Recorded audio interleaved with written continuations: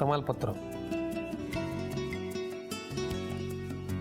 पूरा इतना बस। आपको थोड़ा अजीब लग रहा है ना, कोई आपको हेल्प कर रहा है? हाँ, मुझे बहुत अच्छा लग रहा है। अच्छा लग रहा है। बर ठीक आहे, तमालपत्र आपण घातलंय.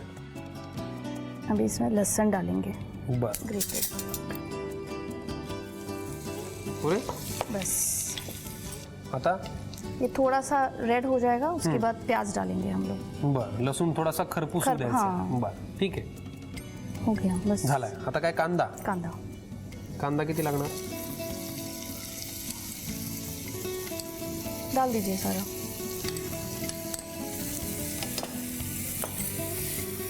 हम लोगों ने दाल में नमक डाला है, लेकिन थोड़ा सा मसाले के लिए भी नमक अलग से डलेगा। बर म्हणून आता मीठ घालायचं आहे. थोड़ा सा, हाँ। बर तो वो प्याज बहुत जल्दी भून जाते हैं, नमक डालते हैं तो बरोबर. थोड़ा सा और डलेगा।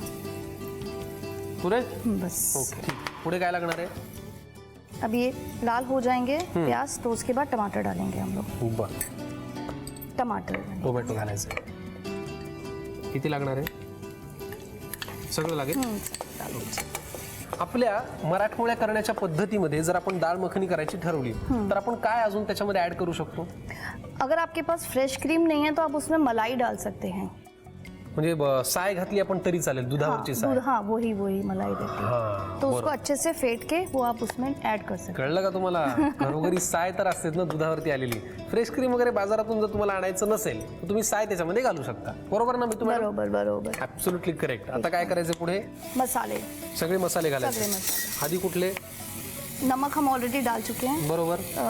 धनिया पाउडर, हल्दी, मिर्ची सब थोड़ा थोड़ा आप डाल दीजिए टेस्ट के हिसाब से। बरोबर. बस पावडर फॉर्म मध्ये. Powder form. आता काय? हळद हल्दी पुरे. बस। आता मिर्ची पाउडर। पुरे. अभी ये मसाला ऑलरेडी हो गया है। बरोबर. कैसे पता चलेगा? ये घी वापस छोड़ देता है मसाला। बरोबर. हां, त्याला आता तूप सुटायला लागलेलं आहे. हां. आणि त्याच्याही आधी खुशबू अभी आएगी। खुशबू अभी आ रही है. अभी आएगी और आएगी। और आएगी. पंजाब से आ रही है, थोड़ा टाइम तो लगेगा. बर अब इसमें दाल डाल देंगे हम लोग। बर ठीक. त्याच्यामध्ये राजमा आहे आणि अख्खा मसूर आहे. राजमा बहुत ज़्यादा नहीं डालना है, थोड़ा सा डालना है। ठीक. किती? पुरे एवढी? पूरा डाल दीजिए। आणि ना ही डाळ ना मुगाच्या डाळीसारखी थोडीशी चिकट असते. स्टिकी होता है ना थोड़ा? स्टिकी होता है, वो नहीं होगा अभी। इसमें दूध डलेगा, क्रीम डलेगा तो नाही होगा. नहीं, वो फ्लेवर आ जाएगा उसका। बर आपण आता दोन्ही प्रकारच्या डाळी त्याच्यामध्ये घातल्या. अभी पुढे इसमें दूध डालेंगे। दूध किती पाहिजे? सारा डाल दीजिए और क्रीम भी डालेंगे। लगेच क्रीम घालायचं. बर. फ्रेश क्रीम त्यांनी आत्ताच सांगितलं की फ्रेश क्रीम तुम्हाला नको असेल तुम्ही आपली घरी दुधावरची साय वापरू शकता.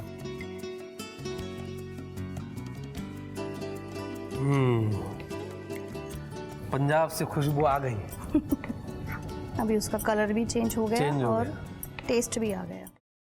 Paneer mushroom stick with barbecue sauce करण्यासाठी लागणारे साहित्य: किसलेलं गाजर, उकडलेला बटाटा, पनीर, तांदूळाचं पीठ, रवा, मटार, मशरूम, कोबी, मीठ, मिरची, कोथिंबीर आणि बार्बेक्यू सॉस. कृती: प्रथम एका बाउलमध्ये किसलेलं गाजर, उकडलेला बटाटा, कुस्करलेलं पनीर, मटार, मशरूम, हिरवी मिरची, कोथिंबीर, कोबी, मीठ आणि तांदूळाचं पीठ घालून सर्व एकजीव करून घ्यावं. तयार मिश्रणाच्या स्टिक बनवून रव्यामध्ये घोळवून गरम तेलात तळून घ्याव्यात आणि सर्व्ह कराव्यात.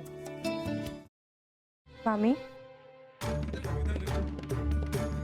कोणता भक्त हाक मारतो आहे? ध्यानात इतके मग्न आहात. बाणाईला भेट घ्यायची आहे देवी. वाटलंच मला. ती अस्वस्थ असणं स्वाभाविकच आहे. तिच्या दृष्टीने हे सारंच गोंधळून टाकणार आहे. अशा वेळी तिला तुम्हाला किंवा मला भेटावंसं वाटणं हे स्वाभाविक आहे. नमस्ते अंकल जी, वो हमें आपसे कशा करता आलास तू इथे? विकीची चारी करायला? काय समजतो काय स्वतःला तू? अरे आजारपणात माझा जीव वाचवला म्हणून घरातल्या पोरी बाळींवर. अरे कुठून कुठून येता तुम्ही, नाही ते उद्योग धंदे करता इथं. खपवून घेणार नाही मी सांगतो तुला. मी फार वाईट माणूस आहे, लक्षात ठेव. पोलिसात देणार होतो तुला. केवळ विकी आडवा आला म्हणून लक्षात ठेवलं, ते इथून दिंड काढणार होतो तुझी मी. मामा, आता आपण काहीच करू शकत नाही.